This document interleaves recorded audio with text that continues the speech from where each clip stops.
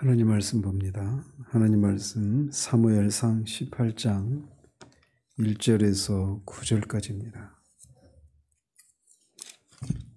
1절에서 9절까지 5절까지만 같이 읽겠습니다. 다윗이 사울에게 말하기를 마침에 요나단의 마음이 다윗의 마음과 하나가 되어 요나단이 그를 자기 생명같이 사랑하니라.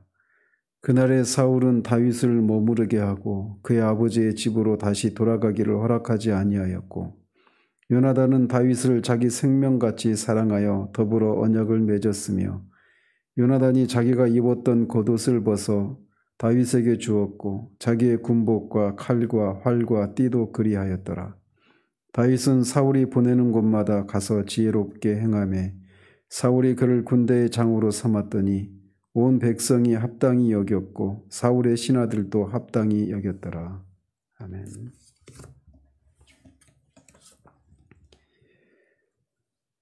지난주까지 다윗과 골리앗과의 그 싸움이 기록된 장면들을 살펴봤습니다. 오늘부터 살펴보려고 하는 이 본문은 18장 1절에서 19장 17절까지 이어지는 그런 본문입니다. 그래서 여기서는 다윗에 대해서 사울이 시기하고 그 결과 그를 여러 차례 죽이려고 시도를 하자 이제 결국은 이제 도망가게 되는 그런 과정, 거기 도망을 시작하게 되는 그런 과정까지 다루고 있습니다. 그 중에서 오늘 본문은 사울의 아들 요나단과 다윗의 그런 우정의 언약을 맺는 장면, 그리고 다윗에 대한 사울의 시기가 시작되는 그런 계기가 되는 사건이 무엇인가를 다루고 있습니다. 골리앗을 죽인 후에 돌아온 다윗과 사울이 지난주 그 17장 그 말미에 그 서로 대화를 나눴죠. 누구고 누구의 아들이고 이런 대화를 나눈 후에 요나단의 마음이 다윗의 마음과 하나가 되어서 요나단이 다윗을 자기 생명같이 사랑했다라고 18장은 시작을 합니다. 우리말 성경이 각각 마음과 생명으로 번역한 이 단어는 같은 단어입니다. 원어를 보면 이 네페시라고 하는 단어인데 뭐 생명, 영혼, 뭐 마음 또는 존재 이런 식으로 번역할 수 있는 그런 단어입니다. 그래서 영어는 이거를 그 soul, 영혼이라고 이렇게 번역을 했습니다. 따라서 요나단이 다윗을 사랑한 것이 뭐 우리말처럼 자기 생명처럼 사랑했다 이렇게도 되고 자기 영혼을 사랑하는 것처럼 그렇게 다윗의 영혼을 사랑했다 이런 의미가 되는 겁니다. 그러면서 요나단의 마음과 다윗의 마음이 하나가 되었다 이렇게 말을 하는데 마치 요나단의 영혼과 이 다윗의 영혼이 두 가닥의 끈이 서로 이렇게 묶여가지고 하나가 된 것처럼 그렇게 긴밀하게 연결되어 있다 이런 의미로 그렇게 그 다윗을 향해서 요나단이 마음이 그렇게 하나가 되었다라고 말을 하고 있는 겁니다. 그래서 마치 결혼하는 그 두 남녀가 몸은 각자 서로 다른 그런 그 존재들이지만 그렇게 서로가 하나가 이렇게 되는 것처럼 다윗과 요나단이 서로를 하나의 운명 공동체로 그렇게 여기는 그런 기이한 사랑을 하게 되었다 이렇게 말을 하고 있는 겁니다. 그래서 그 본문은 좀 그 언약과 이렇게 그 중간에 2절이 또 이제 건너뛰어서 그렇게 다른 내용을 다루고 있는데 그렇게 요나단이 다윗을 그렇게 사랑했기 때문에 3, 4절에 보면 요나단이 그와 더불어서 언약을 맺었다라고 말을 하고 있습니다. 즉 아마 요나단이 다윗보다는 나이가 한 서너 살 정도는 더 많은 것으로 추정이 되는데 요나단이 먼저 그렇게 주도해서 다윗과 언약을 맺은 겁니다. 다윗은 목동이었고 그리고 요나단은 왕자이지 않습니까? 근데 왕자인 요나단이 먼저 다윗과 이렇게 언약을 맺은 것입니다. 그리고 그 언약의 정표로 이 요나단은 자기가 입었던 겉옷을 벗어서 다윗에게 주고 자기의 군복과 칼과 활과 띠도 그렇게 넘겨주었다라고 말을 하고 있습니다. 이 사무엘서에서 이 옷의 모티프가 있습니다. 옷은 그 사람의 어떤 지위나 어떤 신분을 이렇게 나타내는 것인데, 앞에서도 사무엘의 옷을, 겉옷을 사울이 잡작하게 찢어졌을 때 이렇게 옷이 나뉘어지는 것처럼 이스라엘 나라를 다른 사람에게 주겠다, 이런 얘기를 듣지 않았습니까? 그리고 뒤에 또 그 뒤에서도 사울이 그 다윗에게 자기 갑옷을 넘겨주는, 이것도 그런 맥락에 있는 것처럼 여기서도 요나단이 자기 갑옷을 다윗에게 넘겨준다, 이것도 같은 의미가 있는 겁니다. 뒤에서 또 23장인가요? 거기서도 다윗이 사울의 옷을 잘랐을 때도 그 옷을 자른 것을 그 왕권에 도전하는 이런 의미로 받아들이면서 자책을 하지 않습니까? 근데 바로 그런 어떤 상징성이 있는 옷을 벗어줬다, 이 얘기는 사울이 다윗에게 갑옷을 벗어주는 것과 같은 맥락의 그런 상징성을 띠고 있는 행위라는 말이죠. 더더군다나 군복과 칼과 활과 띠를 건네줬다, 이거는 요나단이 다윗에게 자신의 생명을 의탁한다라고 하는 그런 의미를 가지고 있는 것이기도 합니다.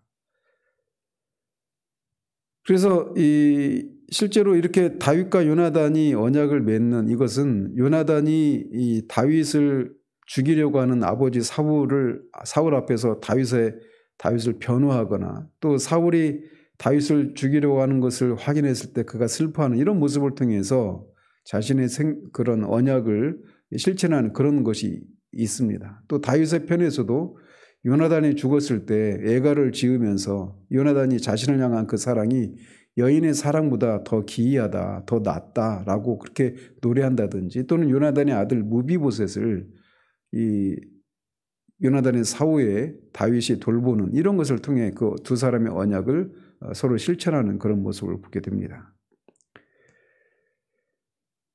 어쨌든 이 요나단과 다윗은, 이게 언약의 그 의미는 서로가 운명 공동체다라고 하는 그런 생각을 가지고 있었던 거예요. 이제 뒤에서 제가 더 이제 그게 어떤 의미가 있는지를 더 살펴보도록 하겠는데, 이 요나단이 다윗과 언약을 맺은 것은 굉장한 의미가 있는 그런 사건입니다. 다시 이제 2절과 5절을 보면, 사울은 다윗이 골리앗을 죽이고 돌아온 후에 다윗을 자신에게 머무르게 하고 다윗이 그의 집으로, 아버지 집으로 돌아가는 것을 허락하지 않습니다. 이것은 결국 다윗이 이제 궁중의 악사로 있는 동안에는 집에 오가는 그런 상황이었지만, 이제는 더 이상 그렇게 하지 않겠다라는 것이죠. 그러면서 이제 그전에는 궁정의 그런 악사였다면, 지금은 이제 왕의 곁에 서서 어떤 그 전사로서 이제 다윗의 신하가 되어서 이렇게 전쟁에서 일을 하고, 또 왕이 하는 일들을 이제 지근거리에서 배우게 되는 그런 하나님의 그런 섭리라고 할 수가 있습니다. 그리고 다윗은 사울이 보내는 곳마다 가서 지혜롭게 행해서 사울이 그를 군대장으로 삼았는데, 그것에 대해서 사울의 신하들도 백성들도 합당하게 여겼다라고 말을 합니다.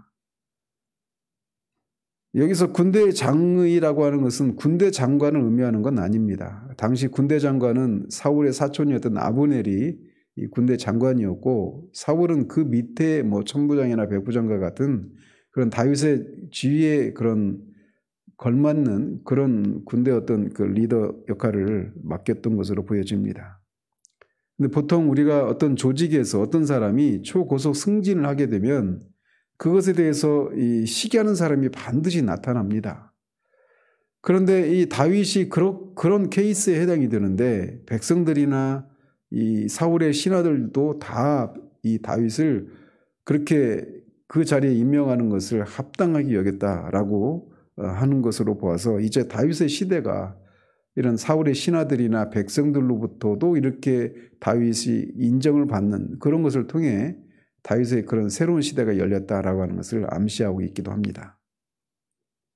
자, 이렇게 모든 일이 이게 수월하게 진행될 것처럼 이게 5절까지 기록이 되어 있는데, 6절에서부터 이제 이스라엘이 블레셋과의 전쟁에서 이제 그 사울이 다윗을 시기하게 되는 그런 일이 전개가 되어집니다. 그래서 전혀 이 새로운 국면으로 들어서게 되는 것이죠. 이것은 이제 우리가 어떤 신앙생활도 마찬가지죠. 우리가 처음 회심을 했을 때 회심을 하게 되면 하나님의 그런 은혜가 우리에게 정말 정도에 따라 다 차이가 있지만 여러분들이 돌아보시면 여러분들이 정말 처음에 이렇게 구원을 받았다라고 하는 것을 알게 되었을 때 그때처럼 여러분의 신앙 여정 가운데 인상적인 때가 없습니다. 저 개인적으로 돌아봐도 정말 그때 회심의 때에 하나님의 은혜가 정말 그야말로 쏟아 부어 주셨어요. 그래서 모든 것 속에서 하나님의 그런 운행하시는 손길들이 막 보이고 하나님이 말씀하시고 말씀을 읽어도 그렇고 설교를 들을 때든 개인적으로 뭐 경고서를 읽거나 기도할 때 그 하나님의 은혜와 사랑이 너무 제게 막 정말 너무나 가까이 다가왔습니다. 그런데 그런 은혜가 막 쏟아 부어주는 그런 시기가 그러니까 소위 그런 하나님과 우리 사이 어떤 그 정권도 출범하면 일정 기간 어떤 하모니 기간이 있지 않습니까? 허니문 기간이 그런 것처럼 은혜의 그 여정에도 그런 것들이 있는 것처럼 보여요. 그래서 처음에 회심할 때 그런 하나님 은혜가 막 우리 가운데 부어지는데 그래서 마냥 우리의 신앙이 우리의 삶이 막 해피한 그런 삶의 연속처럼 그렇게 우리가 생각되어지죠. 그때는 다른 것들이 보이지도 않고 말이죠. 그런데 실상 어떻습니까? 그런 어떤 이 허니문 기간인 것처럼 이렇게 느껴지는 시간들이 지나고 나서 우리에게서 어떤 영적인 그런 그 침체나 생각하지도 못했던 그런 일들이 우리 가운데 펼쳐지기 시작합니다. 본격적으로 하나님이 우리를 빚으시고 다루시는 일들을 그런 것을 통해서 이제 하시기 시작하는 것이죠. 그래서 다윗도 하나님으로부터 기름 부음을 받아서 자기 왕이 될 것이라고 하는 이런 언지를 이미 받은 상태인데 그리고 그것을 따라서 여호와 영이 함께해서 이런 골리앗을 물리치고 사울이나 그의 신하들이나 백성들로부터 요나단으로부터 그렇게 그 사랑을 받고 인정을 받는 모든 것들이 순탄하게 펼쳐질 것 같은데 전혀 다른 상반된 그런 상황들이 전개가 되는 겁니다. 사울이 다윗을 시기하게 된 그 결정적인 계기는 이 이스라엘이 돌아올 때 개선에서 돌아올 때 이스라엘 여인들이 불렀던 노래 때문에 그렇습니다. 그 노래는 사울이 죽인 자는 천천히요 다윗을 죽인 자는 만만히로다 라고 하는 노래였습니다. 그러니까 이스라엘 여인들도 사울이 어떤 그 블레셋과의 전쟁에서 전공을 세운 것을 인정하고는 있죠. 그런데 다윗이 세운 전공이 훨씬 더 크다라고 하는 취지의 노래를 하고 있는 것이죠. 일개 목동에 불과한 다윗이 백전노장이자 왕인 사울보다 더 높이 평가를 받고 있는 그런 노래를 했으니 이것을 듣는 사울이 그냥 평범하게 허허 웃으면서 들을 수가 없었던 것입니다. 그런데 똑같은 노래를 들은 요나단은 방금 살펴본 것처럼 전혀 다른 반응을 보이는 거죠. 아니나 다를까 사울은 이 말을 듣고 불쾌하게 생각하고 심히 노합니다. 그리고 다윗에게는 만만을 돌리고 자신에게는 천천만 돌리니 이제 다윗이 이 나라 말고 뭘 더 그가 얻을 것이 뭐가 있겠느냐라고 말하면서 그날부터 다윗을 의심의 눈초리로 시기하고 의심의 눈초리로 보기 시작을 합니다. 그러면서 이제 내일부터는 사울이 그 다윗을 죽이려고 하는 그런 시도들을 하는 장면들이 전개가 됩니다. 사울은 이미 사무엘로부터 2차례에 걸쳐서 그 하나님께서 이 사울의 왕위를 이제 폐위시키고 그가 아닌 다른 더 나은 이웃에게 그 왕위를 넘겨줄 것이다라고 하는 얘기를 이미 2차례 들었습니다. 그런데 근데 그게 누군지는 아직 모르죠, 사울은. 그런데 다윗이 이 여인들로부터 이런 얘기를 들었을 때 곧장 그 사무엘이 했던 그 비수처럼 꽂혔던 그 말이 생각났을 것입니다. 그리고 똑같이 요나단도 그 현장에서 들었기 때문에, 같이 있는 자리에서 들었기 때문에 요나단도 분명히 그 마음에 그런 생각을 두고 있었을 거예요. 그래서 뒤에서 이제 펼쳐지는 내용들을 보면 요나단이나 사울이나 이 다윗이 왕위를 이을 사람이라고 하는 것을 서로가 다 인정을 합니다. 인식을 하게 됩니다. 그래서 죽이려고 하는 것이죠. 그래서 우리는 여기서 똑같은 이 다윗을 대하는 전혀 상반된 두 사람의 반응을 보는 겁니다. 사울과 요나단 말이죠. 사울은 이렇게 다윗을 시기하고 그를 의심의 눈초리로 바라보기 시작했지만 요나단은 정반대의 반응을 보입니다. 제가 오늘 살펴보고 싶은 것은 바로 요나단이에요. 사울은 그 중심에 뭐가 있었느냐면 자기를 위해서 군대를 모으고 자기를 위해서 이 아말렉과의 전쟁에서 그 승리하고 자기를 위해서 기념비를 세우지 않습니까?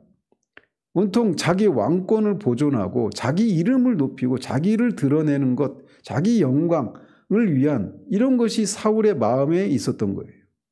근데 요나단의 마음엔 그게 없었던 겁니다. 그리고 다윗도 마찬가지예요.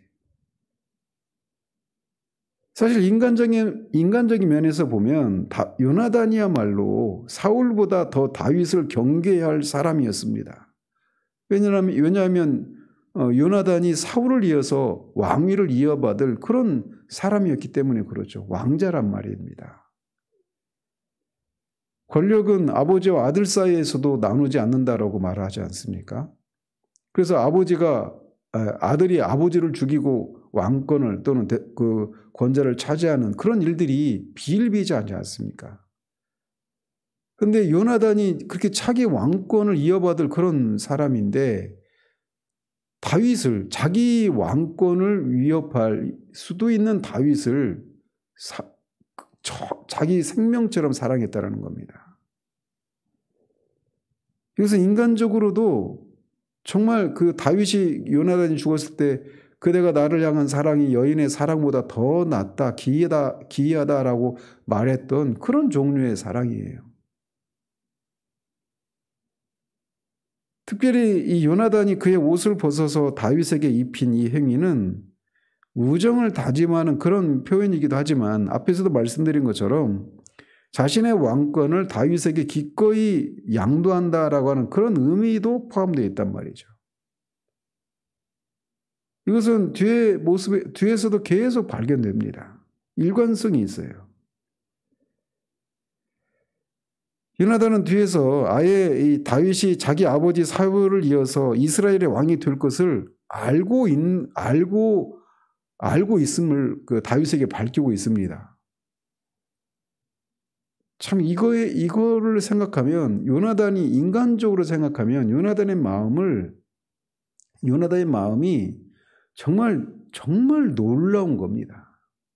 우리하고 또 한 번도 뭐 권력의 그런 중심에 들어갈 그런 적도 없고 또 그럴 기회도 없는 사람들이긴 하지만 이 왕위를 자기를 대신해서 그 왕위를 차지할 그 사람을 사랑으로 대한다?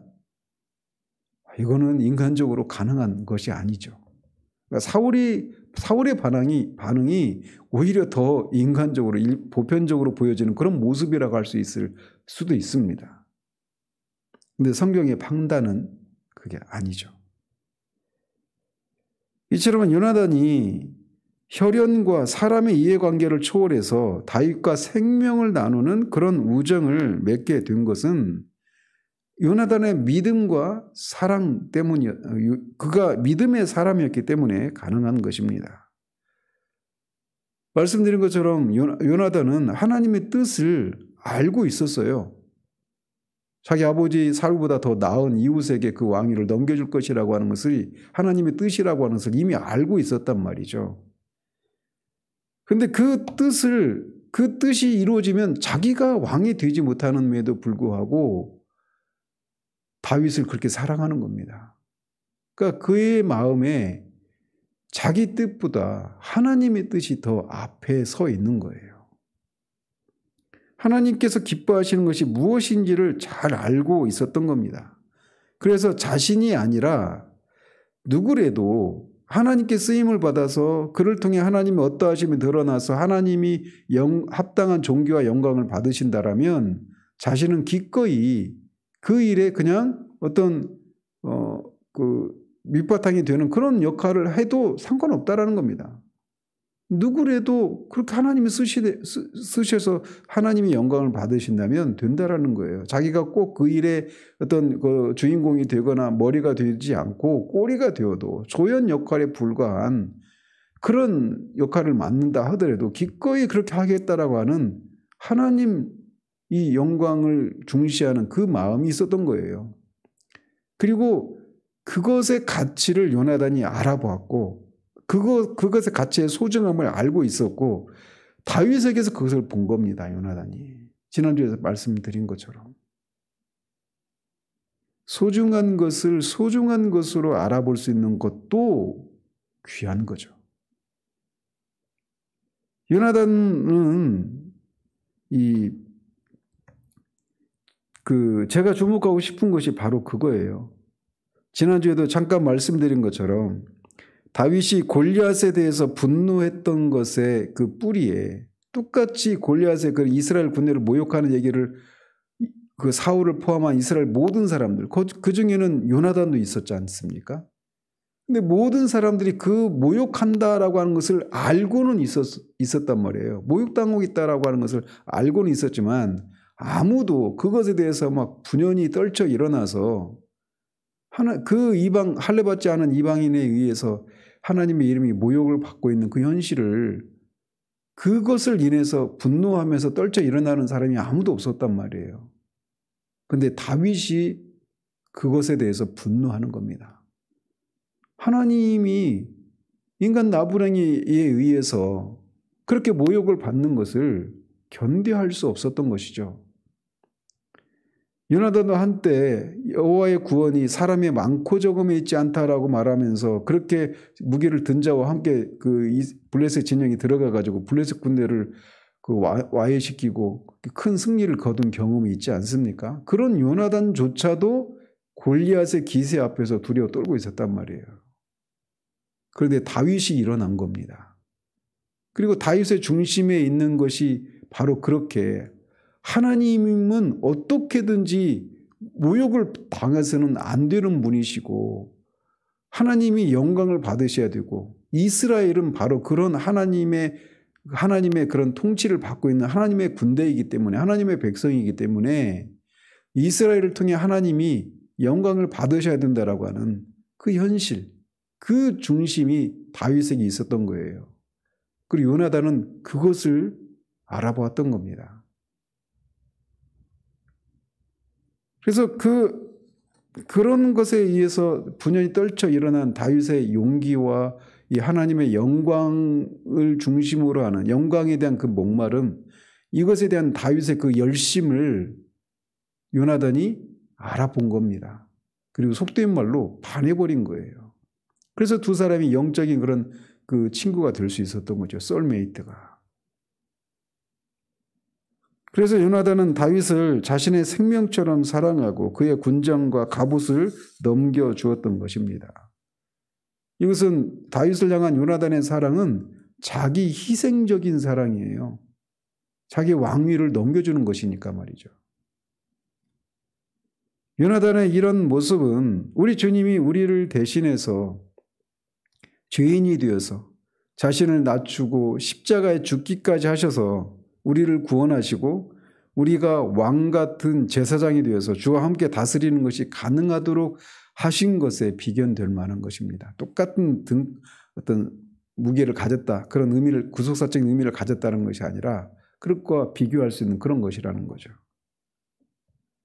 따라서 모든 그리스도인은 바로 그런 은혜를 입은 사람들입니다. 그렇기 때문에 우리는 이 아침에 주님의 희생에 비견될 만한 그런 다윗을 향한 요나단의 이런 사랑, 그래서 다윗조차도 요나단이 자신을 향한 사랑이 여인의 사랑보다 더 기이하다, 더 낫다라고 말했던 그 희생적인 사랑, 그것을 우리가 살아야 될, 사랑을 해야 될 사람이라는 것을 기억할 수 있는 우리들 되기를 바랍니다. 세례 요한이 그는 흥하여야 되겠고 나는 쇠하여야 되고 그는 흥하여야 되겠다라고 그렇게 말했던 것처럼 우리의 존재 이유가 하나님의 어떠하심을 우리의 삶을 통해 드러나서 하나님의 영광을 받는 것, 그것이 모든 하나님의 백성의 삶의 본질이라면 그 일을 위해서 꼭 내가 아니더라도 심지어 내가 희생을 당하더라도 누군가를 통해서 그 일이 성취가 된다라면 기꺼이 자신을 희생하고자 하는 그 마음이 요나단의 마음이었고 세례 요한의 마음이었고 바울의 마음이었고 우리 주님의 마음이기도 했습니다. 그런 마음을 우리도 본받아서 우리에게 주어진 삶의 자리 가운데서 그렇게 살아가는 그런 일들이 있기를 바랍니다. 기도하겠습니다. 하나님 아버지, 요나단이 다윗을 바라보는 요나단과 사울의 상반된 그 반응에 대해서 우리가 살펴보았습니다. 그 차이는 다윗의 마음의 중심에 있는 하나님의 영광을 향한 그 열심을 바라보았느냐, 바라보지 못했느냐, 그것의 가치를 알았느냐, 몰랐느냐의 차이인 것을 우리가 보게 됩니다. 요나단처럼 정말 그것의 가치를 바르게 알고 귀하게 여길 수 있는 그런 우리들 되기를 원합니다. 또 요나단처럼 그 가치를 알아봤기 때문에 자기를 희생하면서까지 그렇게 다윗을 사랑했던 그 희생적인 사랑을 우리도 실천하는 우리도 될 수 있도록 도우시옵소서. 그래서 우리의 그런 희생적인 사랑을 통해 하나님의 어떠하심이 드러나 하나님이 영광을 받으신다라면 내가 그 일에 주역이 되지 못한다 하더라도 기꺼이 자신을 희생할 수 있는 데까지 나아가는 그런 우리들 될 수 있도록 도와주시기를 원합니다. 예수 그리스도 이름으로 기도합니다. 아멘.